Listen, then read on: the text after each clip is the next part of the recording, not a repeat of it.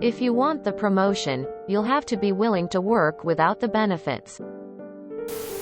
The entry-level position at my old company is a revolving door. The pay is low. The work is unrewarding. And the expectations are unattainably high for the vast majority of the staff. The average time in that position is 6 months.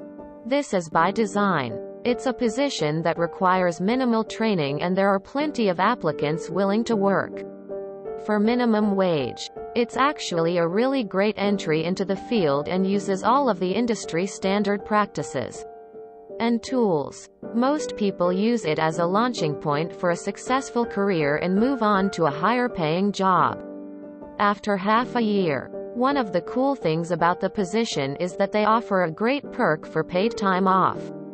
You get 1 hour of PTO for every 30 hours worked. There are no caps on accrual or limits on usage. It's a great way to attract recent college grads to the position. They feel like they're getting a great benefit, and the company knows that they'll be gone in 6 months anyway. So they don't end up paying for a lot of time off. I took the job fully expecting to be gone within a year.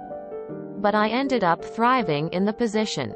My bosses were impressed, and they offered me raises if I would stay with the company and increase my scope of responsibility. Every time I started to think that my career was stagnating, they would make staying in that position worth it. After a couple of years, I had learned enough that I felt confident in my ability to take on a mid-level role.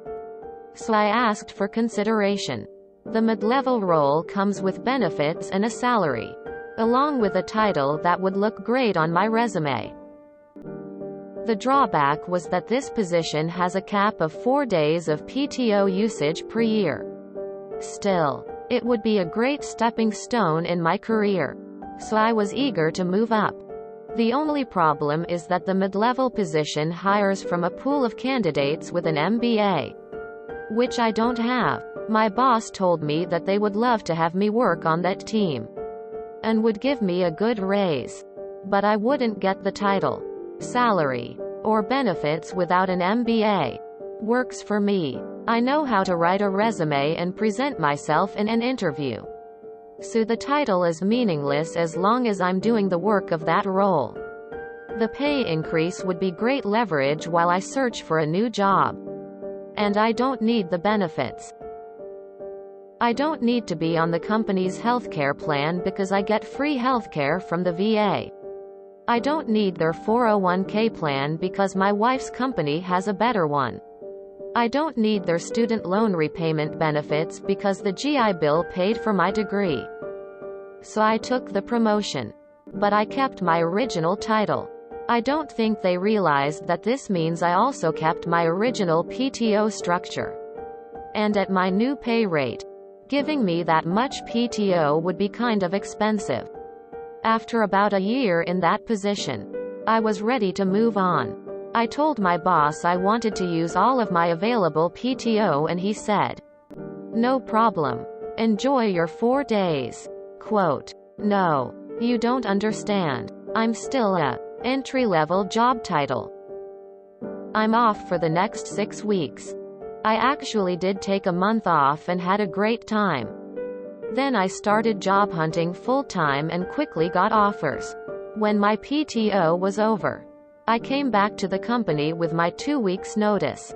The timing was bad for the company because they didn't plan on spending that much on PTO that quarter. I hope they've revisited their decision to tell me that I was capable of doing a job but not qualified for the benefits of that job." What MBA works for 4 days of vacation a year? Terrible benefits. I've never worked full-time at a company that gave such low PTO. 1.25 hours a week is 1.5 weeks a year. Is no one else going to mention the aired reasoning about the 401k? Hold up. 4 days of PTO, and people think that's good? We are a broken country. 4 days of PTO per year? Why even offer PTO at that point? It would be less insulting to just not offer it at all. That's literally the worst PTO policies I have ever heard of. Short of no PTO at all. That's terrible. And to be clear, I meant both the 4 days policy and the 1 hour per 30 hours worked. What type of company offers 4 days of PTO per year? How do they attract or retain anyone? Everyone is complaining about the 4 days PTO per year. As they should be. But 1 hour PTO accrual per 30 hours worked is a close second in the horseshit benefits race. 1 hour PTO per 30 worked. Damn. Marika. Stocking sheaves at grocery stores here gets you more than double that. Plus sick days. If that's great. I don't want to know bad. One of the cool things about the position is that they offer a great perk for paid time off. You get 1 hour of PTO for every 30 hours worked. There are no caps on accrual or limits on usage. This audience is called foreshadowing. 1 hour PTO for 30 hours worked is great. Number of working days per year. 260. My PTO. UK. 35 days including public holidays.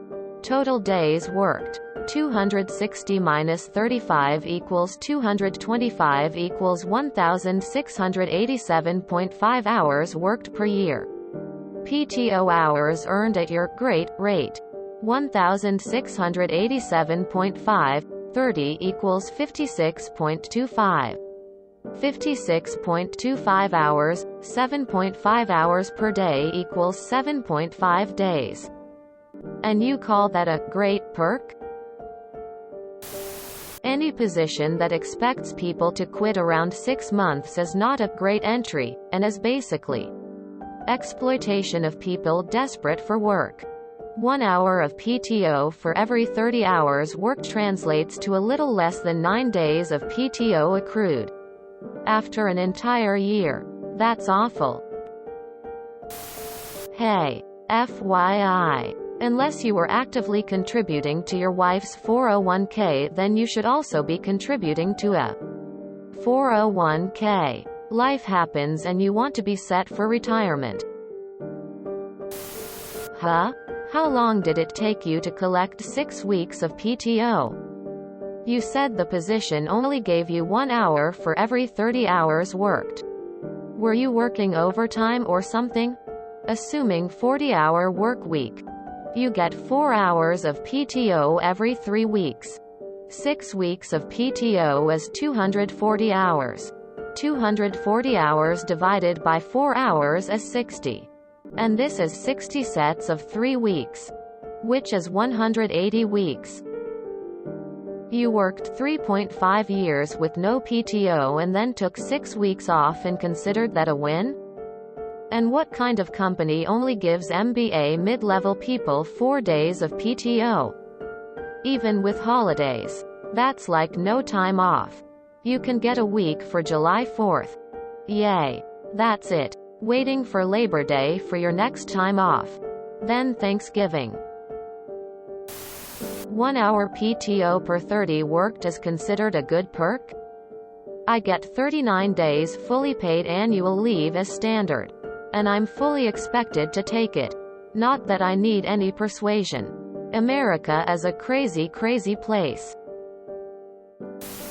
I hope they've revisited their decision to tell me that I was capable of doing a job but not qualified for the benefits of that job.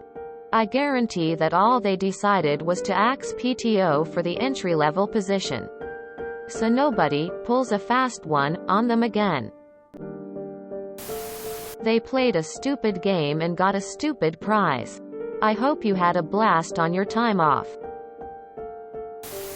4 days? I know I should be too cynical by now, but I'm truly astonished. FYI only, minimum conditions in Australia: 2 weeks personal leave per year for sick and carers, and 4 weeks annual leave for holidays, and 13 weeks long service leave for every 15 years, payable proportionally after 7 years. 4 days PTO? Your country is broken. If you enjoyed this video, please check out our playlists full of similar content. Epic Haircast is like doom scrolling for your ears. Please like, share, and subscribe.